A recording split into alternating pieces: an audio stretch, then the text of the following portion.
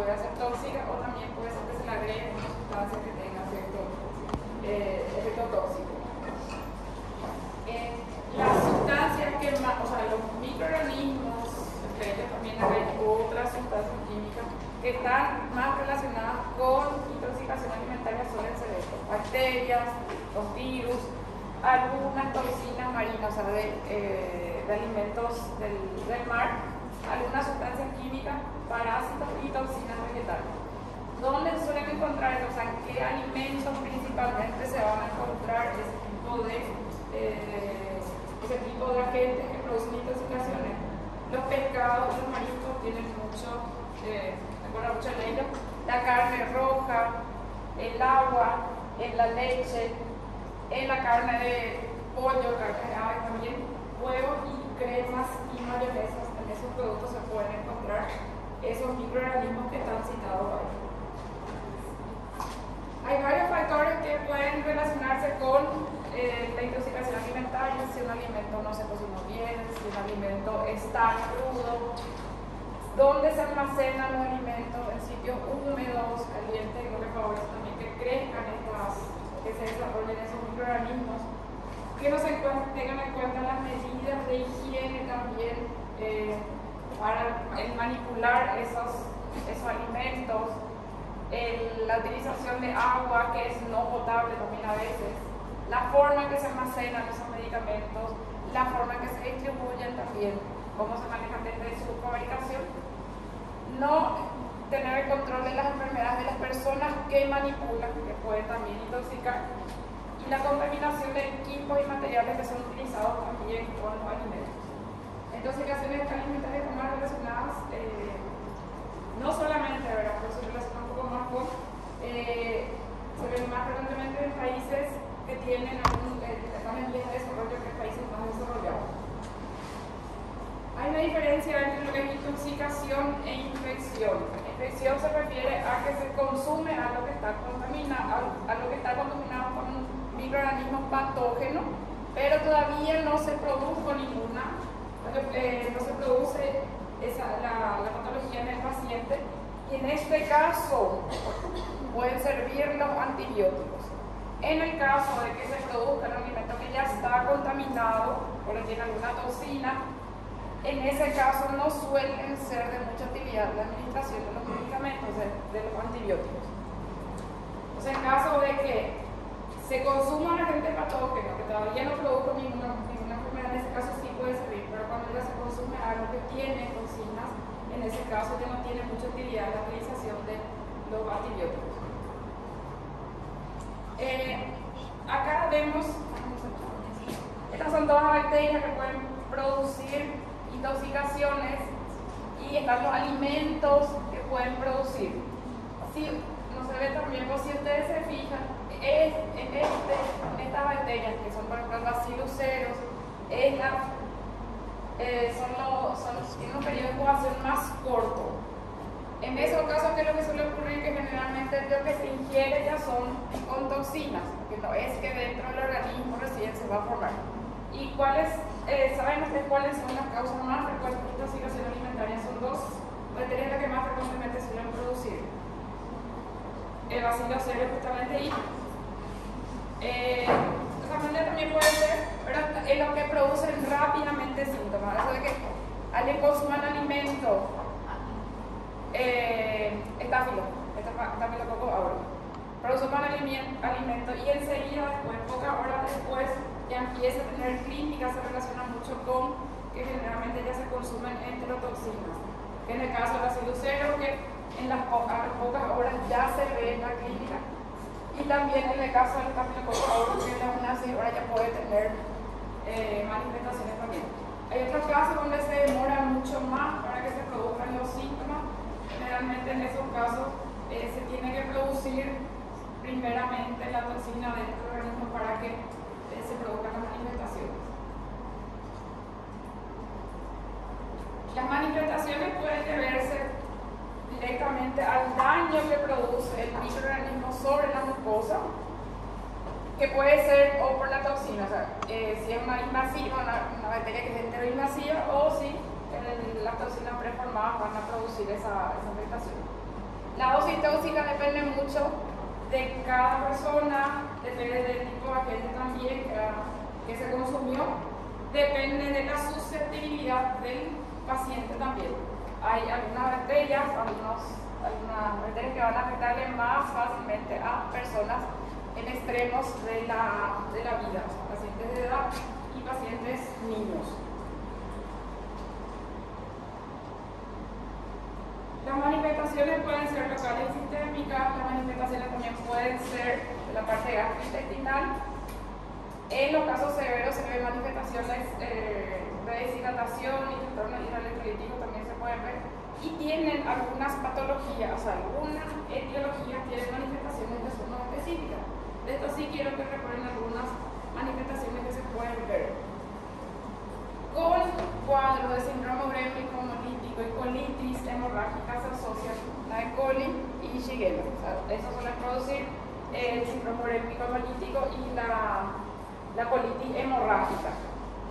La listeria es una bacteria que produce afectación en pacientes que son inmunocomprometidos. La listeria no es una causa frecuente de meningitis en adultos inmunocompetentes. En el adulto inmunocompetente, otra de la etiología suele ser neumococo, meningococo y hemófilo influenza suele ser la causa más frecuente. ¿Dónde predomina? O sea, ¿dónde sí hay que pensar en listeria? En recién nacido, en niños recién nacidos y en los pacientes que son inmunocomprometidos. En esos dos casos hay que pensar en la listeria, la listeriosis. Que está entre las causas acá que pueden producir también los cuadros de intoxicación, diarrea, afectaciones bacteriana directa, y estos se suelen encontrar en leche y queso, esa bacteria. O sea, esa puede producir afectaciones tipo meningitis en niños y en inmunodeprimidos.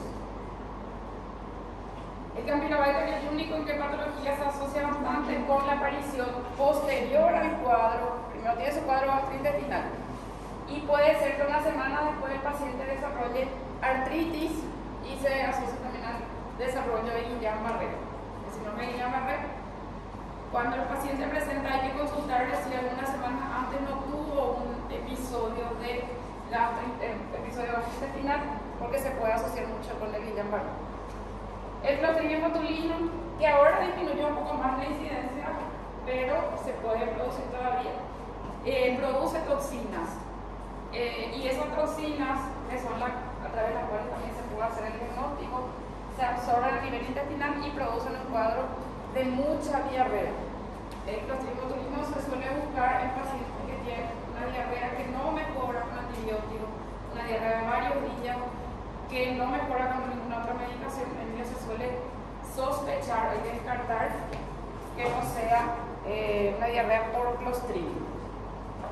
¿Y cómo se diagnostica eso? Pidiendo el dosaje de las toxinas. Se tiene que hacer el dosaje de toxina, así mismo, dosaje de toxina A en las heces se tiene que pedir. Y los pescados y mariscos, que también pueden producir manifestaciones, o sea, pueden producir cuadros de gravedad. Entonces, la Escherichia coli y la Shigella se asocian a síndrome urémico hemolítico, colitis hemorrágica. La listeriosis a meningitis en los neonatos y en los inmunocomprometidos. El Campylobacter a artritis y Guillain-Barré, el Clostridium a cuadro gastrointestinal.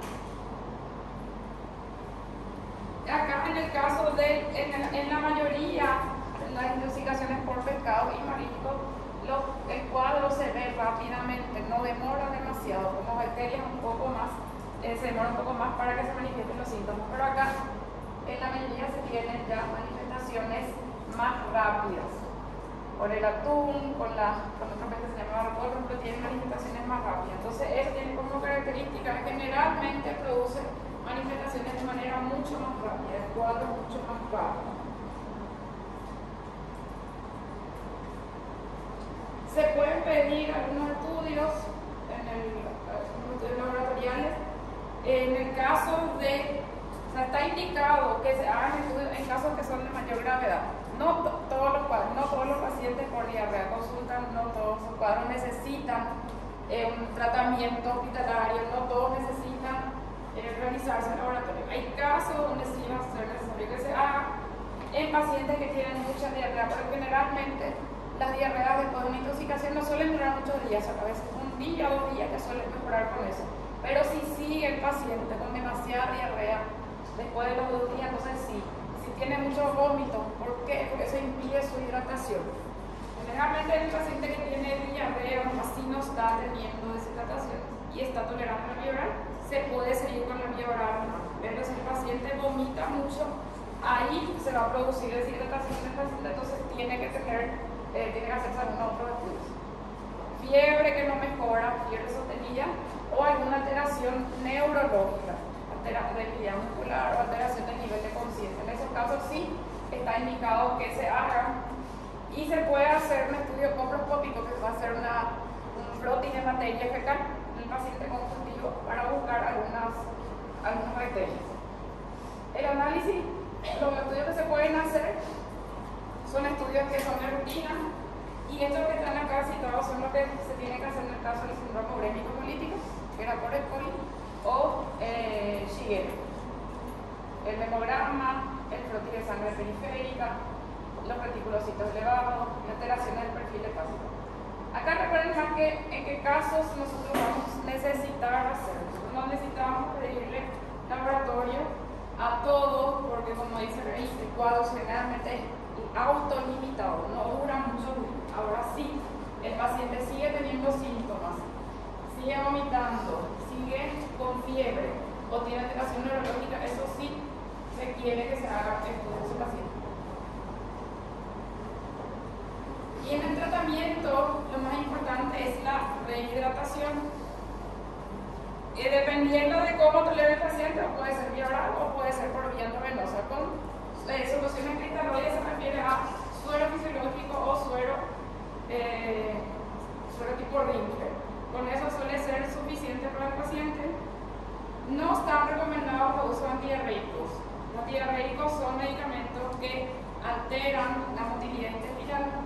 Algunos pueden ser, por ejemplo, PIB, son medicamentos que tienen una acción antiespasmódica, disminuyen el periodismo, entonces no se recomienda que se haga en cuadros de diarrea aguda y de etiología infecciosa, porque eso que tiene el paciente tiene que eliminarse, va a curarse más rápido si es que se eliminan todas las toxinas o todas las bacterias que están produciendo el cuadro al paciente. Entonces no se recomiendan antidiarreicos en pacientes con diarrea aguda infecciosa. Cuando se toman antidiarreicos es en pacientes generalmente con diarrea crónica no asociada a un cuadro infeccioso. Antieméticos en pacientes que tienen mucho vómito y en eso se tiene que hidratar también. Y los antibióticos, dependiendo de qué se sospeche, lo que va a estar indicado. No se van a hacer también antibióticos, aunque sea algo bacteriano. Si es algo autolimitado, no suelen necesitar antibióticos. Eso que producen los cuadros muy rápido, por ejemplo, Bacillus cereus o Staphylococcus, no necesitan recibir antibióticos. Eso generalmente pasa rápido y no necesita ningún otro medicamento, o sea, ningún antibiótico. Hay algunos casos donde específicamente sí se pueden iniciar antibióticos en el caso de una diarrea desenteriforme, por ejemplo. Si tiene muchas deposiciones líquidas, ahí se puede cubrir. O en el caso de Shigella, que puede producir los cuadros de mayor gravedad, como el síndrome urémico. La mediasis y yardiasis, que son sintomáticas. No hace falta que sepan nombres ahora, pero la mediasis y yardiasis, que son sintomáticas, sí también se tienen que tratar. Ameba y yardia, que son sintomáticas, tienen que recibir tratamiento. Si es una infección viral, no tiene por qué recibir tratamiento antibiótico también el paciente. Y en la embarazada, si se sospecha listeriosis, solamente está indicado, porque eso puede producir cuadros y afectar al bebé, al feto. Solo por eso está indicado que se haga en esos casos. En el caso de intoxicaciones por mariscos y pescados, lo que se recomienda es hidratación. En ese caso se recomienda también lavado gástrico, porque como tienen efecto muy rápido se puede hacer y mejorar el cuadro del paciente. Pero no se recomiendan tampoco antibióticos. Solo en algunos casos se van a indicar antibióticos. Entonces, de esa parte, los antibióticos tienen un uso muy limitado solo en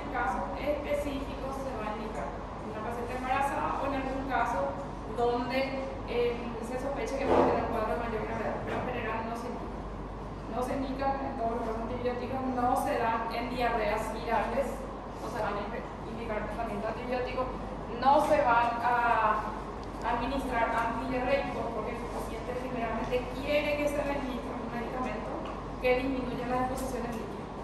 Lo que sí se puede hacer es alguna sustancia que reponga, o sea, que trate de normalizar la flora bacteriana. Generalmente son los probióticos, por ejemplo. Eso sí se le puede dar al paciente, pero nada que enlentezca su pericarditismo o que pueda producir estreñimiento, porque eso va a ser peor para él. Si se elimina más rápido, todo lo que tiene de toxinas va a ser mejor para el paciente. ¿Alguna pregunta de eso? Esta creo que no tenía tarjeta de diapositiva. No. Bueno. Uno más, a ver. Las metabolitas.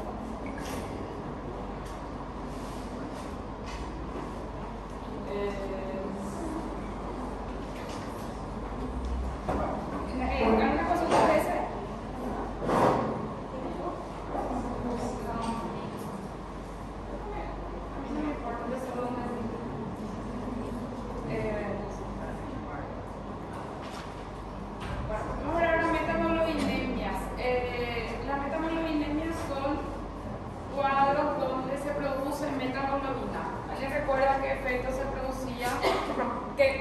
¿Cómo se producía la metameloidina y qué efecto tiene la metameloidina en el paciente? La mayor parte de la hemoglobina está como forma de oxiemoglobina, que es la forma que transmite, o sea, que es la forma que traslada el oxígeno a la sangre y le aporta el oxígeno a los tejidos. Una pequeña parte está convertida también en carboxiemoglobina, que generalmente los pacientes que están expuestos a monóxido de carbono, que son personas que trabajan donde se hay fuentes de monóxido de carbono, y personas que son fumadoras pueden tener un poco más alto. Si los valores no son muy altos, no tienen manifestación. Y hay una parte de la hemoglobina que también puede estar como metahemoglobina y producir, si los valores son altos clínicos, si no, no suelen producir. Entonces tenemos entre la hemoglobina, tenemos la mayor parte es la oxiemoglobina, es la que va a transportar el oxígeno y donar ese oxígeno a los tejidos. Una pequeña parte se encuentra en forma de carboxiemoglobina, que es la que puede alterarse en pacientes que tienen aumento de monóxido de carbono porque son fumadores o porque están expuestos a fuentes de monóxido de carbono. Esto es lo que va a estar en mayor cantidad. Y una pequeña porción puede estar convertida, que puede haber luego de metahemoglobina. Lo que ocurre con la metahemoglobina es que, o sea, para que se forme eso, la oxiemoglobina se oxida y se convierte en metahemoglobina. Esa metahemoglobina no es capaz de ceder el oxígeno que tiene a los tejidos. Entonces, la manifestación que va a tener el paciente dependiendo de los niveles de hipoxia tisular y a consecuencia de la hipoxia, la cianosis. Entonces, primero hipoxia, la cianosis por esa hipoxia tisular y también acidosis metabólica. ¿Por qué esto? ¿Qué metabolismo va a haber si es que hay menos oxígeno en los tejidos? Metabolismo anaeróbico. Va a tener metabolismo anaeróbico y por eso va a producir la acidosis. O sea, a consecuencia de la hipoxia celular o tisular se ven las manifestaciones que son de cianosis y acidosis metabólica. Eso se ve cuando ya son más altos los niveles del paciente. Entonces, si la metahemoglobina está por encima de 10, para algunos libros por encima de 15, ahí recién empieza a manifestar síntomas del paciente. Y esta patología, la metahemoglobinemia, puede ser congénita, o sea, el paciente tener algún déficit y producir de forma congénita. Y la que a nosotros nos interesa, la parte de toxicología, es la adquirida. Adquirida por la exposición a un medicamento, por la exposición a algún agente químico. Esa metamoglobinemia que se asocia a la exposición o al consumo de alguna sustancia química o de algún fármaco. Y son varios los fármacos que pueden producir aumento de la metahemoglobina. ¿Por qué se producía esto? Porque esta forma reducida la superoxidación se convierte en metahemoglobina y esa metahemoglobina no puede donar el oxígeno a los tejidos. Si se vuelve a reducir esta metahemoglobina, ahí se vuelve a traer esta forma y ahí puede donar otra vez el oxígeno a los tejidos, puede facilitar otra vez el oxígeno a los tejidos. ¿Esto qué es? Este tipo de sustancias son las pentosas. Acá, estos son, ¿qué son? Pentosas son carbohidratos y la glucosa también se va a formar glucosa. Entonces, vamos a ver por qué después es importante esto en el paciente.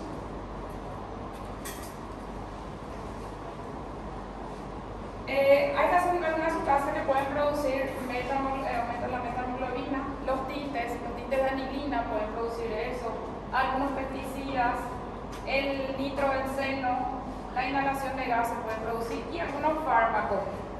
Mentol, algunos anestésicos de spray, los derivados de la diocaína, la benzocaína, por ejemplo, que se usa como spray anestésico, puede producir. Algunos medicamentos que se usan para la malaria, por ejemplo la cloroquina, que se está usando bastante en esa época de la pandemia. Medicamentos antieméticos, el Placil, la metoclopramida puede producir si se consume en dosis altas. Los nitratos, que son tanto medicamentos como unos poppers, también pueden producir. Después, todo lo que tenga nitratos puede aumentar eso en el paciente. La Dapsona, que es un medicamento que se usa para el tratamiento de la lepra, también puede producir. Tenemos varias sustancias que pueden producir. El mentor, que se encuentra en el Vicky Vaporub, puede producir. Y generalmente eso, si es que se aplica mucho, porque se aplica por fricción, puede producir en el paciente. El azul de metileno es una sustancia que se usa para contrarrestar el efecto de la metahemoglobina, pero si la dosis es muy alta, puede producir el efecto contrario y producir metahemoglobina. El spray que hay de benzocaína, spray tópico, los nitratos, o sea, los poppers se llaman estos. Estas son sustancias que suelen utilizarse para oler, que generalmente se abre el huequito y es volátil. Y estas sustancias pueden producir aumento de las hemoglobinas, de la metahemoglobina.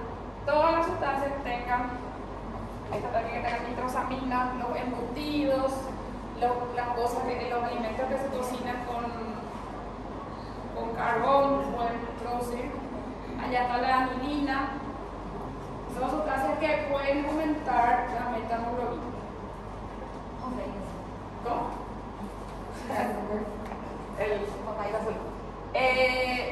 A nosotros no importa hay otros tipos que son congénitos, a nosotros nos importa la que es adquirida, la que es adquirida por exposición a alguna sustancia.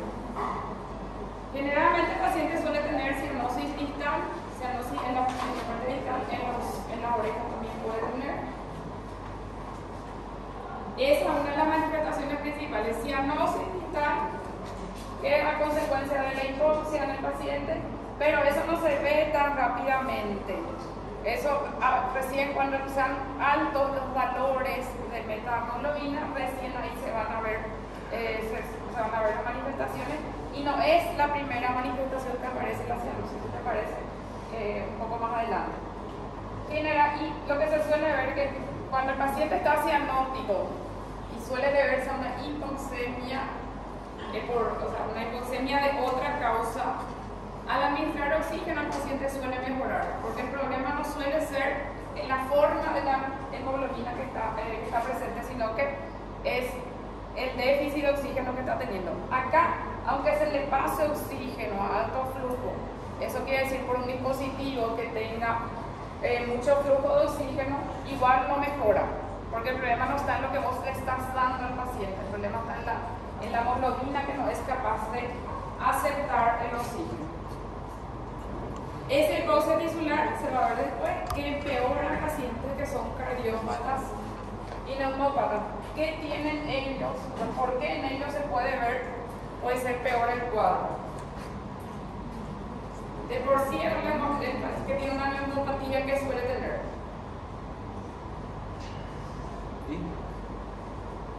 Puede tener orina, pero generalmente ya es hipóxico luego. Que suele tener hipoxemia. Y el paciente que tiene cardiopatía también puede tener hipoxemia. Entonces, eso es más grave, suele ser más grave el cuadro. La cantidad de metahemoglobina se puede medir en gramos o en porcentaje. Y acá a partir de 10 se empiezan a manifestar síntomas. Por debajo de eso no suele tener el paciente todavía síntomas, pero por encima de 10% ahí ya se pueden ver las manifestaciones, o sea que va a aparecer ahí la cianosis en el paciente. ¿Cómo se hace el diagnóstico? El paciente va a tener por la clínica cianosis, va a tener también dificultad respiratoria y se suele pedir hemograma. ¿En qué puede ayudar el hemograma? ¿Qué es lo que nosotros vamos a buscar en un hemograma en el paciente que está con una cianosis? La hemoglobina, para ver si el problema es que tiene una hemoglobina baja, está con alguna anemia, por eso es. En los gases, el gas se refiere a gasometría arterial. La gasometría arterial, si se pide entre 2 y 2, te pueden marcar los valores de carboxihemoglobina, de oxihemoglobina, pero generalmente no suelen captar, si no se pide, es difícil que calculen la metahemoglobina. Generalmente se suele hacer restando más los otros valores. Electrolito, perfil hepático renal y radiografía de tórax. La radiografía de tórax no te da nada específico. La radiografía de tórax te ayuda a que vos descartes una causa respiratoria o pulmonar no. Entonces, tanto el hemograma, luego buscar si tiene anemia o no, para sospechar alguna, para asociar a eso su cianosis. La radiografía te orienta a que si está normal su radiografía no es algo pulmonar. En el cálculo, la metahemoglobina se puede sacar por la diferencia que hay entre estos o por un equipo que se llama cooximetría. El saturómetro normal no diferencia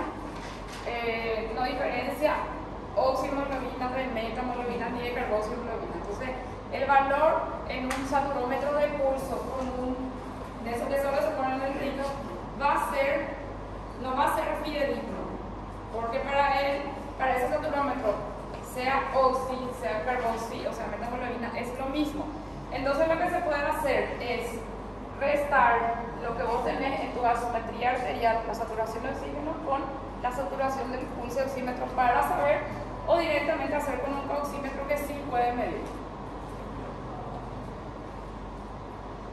Esta es otra forma de ver también la sangre. Generalmente el paciente con metahemoglobina es mucho más oscura, es mucho más achocolatada que la sangre que está bien oxigenada. Generalmente es mucho más oscura, así en ese caso. ¿Esa sería sangre arterial? Sí, no venosa, pero más oscura de lo habitual. La arterial va a tener esta coloración, pero esta es más oscura. Y esta acá va a ser venosa también, pero más oscura de lo que suele ser. Este es un equipo de oxímetro, ese sí puede medir. Y ese tipo de oxímetro sí puede medir directamente. Entonces se puede hacer mediante la medición directa en un oxímetro, o se puede hacer el diagnóstico restando lo que te sale en tu gasometría de saturación de oxígeno con lo que te sale en la gasometría en el saturómetro de pulso. Entonces la saturación de oxígeno en la gasometría va a salir más baja de lo que sale en el saturómetro de pulso. Entonces se resta. ¿Cuánto va a ser la metahemoglobina? La diferencia que salga ahí. En el tratamiento, vimos cuáles pueden ser los agentes causales, medicamentos, sustancias químicas, cuál es la manifestación principal, cianosis por hipoxia tisular. ¿Cómo se hace el diagnóstico? Por el oxímetro o la medición de la metahemoglobina, restando lo que va a salir en tu pulso oxímetro y de lo que te sale en la gasometría arterial. ¿Qué vamos a hacer en el tratamiento? Descontaminación del paciente, si consumió algo por vía digestiva, si es que se puso por vía cutánea también a de contaminación. La oxigenoterapia, a pesar de que no va a mejorar solo la clínica del paciente, se tiene que empezar a administrar ya, porque se va a hacer algún antídoto para revertir convertir nuevamente esta metahemoglobina en esta forma. Entonces ya para que el paciente esté teniendo oxígeno se le tiene que administrar oxigenoterapia. Y estos son los antídotos que se pueden hacer. El principal es el azul de metileno y el que se usa en los casos más graves. En los pacientes que tienen cuadros de menor gravedad se puede usar la vitamina C. Y el suero glucosado también. ¿Por qué el suero glucosado? Hace rato le dije, vamos a ver después por qué es importante. Porque para revertir esta reacción se puede, para que se reduzca esa metahemoglobina, administrando glucosa.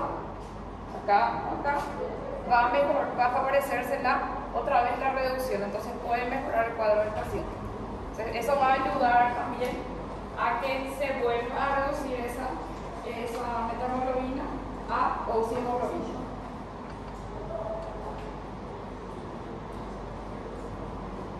El azul de metileno es el antídoto, vimos que puede ser un causante, pero ¿cuándo puede causar? Cuando se usa a dosis muy altas puede causar también. Entonces, si exageramos en la administración del azul de metileno, se puede ver también empeoramiento de la metamoglobinemia. Es el antídoto, pero si exageramos podemos ver un efecto adverso también. Eso se diluye y se va a administrar en el paciente. Se le puede repetir esa administración cada 30 a 60 minutos según sea necesario. Acá está porque es importante también. Primero era importante la glucosa y también la vitamina C, que va a ayudar también a que la metahemoglobina se convierta en oxihemoglobina. Entonces, para que esto ocurra es necesario entonces la vitamina C o el ácido fólico. Por eso las soluciones en pacientes que tienen la metahemoglobina alta, por general, que son asintomáticos. Entonces, se pueden usar 3 antídotos: el suero glucosado, la vitamina C y el azul de metileno. Para los cuadros más graves, ¿cuál se utiliza? El azul de metileno. La vitamina C solo se utiliza en pacientes que son asintomáticos, hasta 30% de metahemoglobina. En cambio, si el paciente ya es sintomático, tiene una metahemoglobina mayor a 30 y es asintomático, o tiene alguna patología de base, se prefiere el azul de metileno porque es más efectivo. En esos pacientes que de por sí pueden estar hipóxicos, cardiópatas, pacientes anémicos y pacientes con EPOC, se recomienda la utilización de azul de metileno. Pacientes con patología de base que puedan producir hipoxia, azul de metileno. La vitamina C para casos más leves y el suero glucosado suele ayudar, no se suele usar solo, suele ayudar en la conversión otra vez de la oxihemoglobina.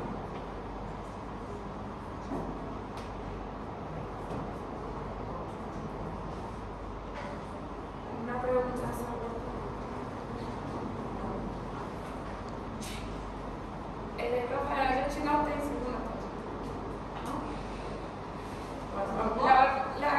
La clase próxima lunes que vamos a tener, vamos a recuperar otro día después de las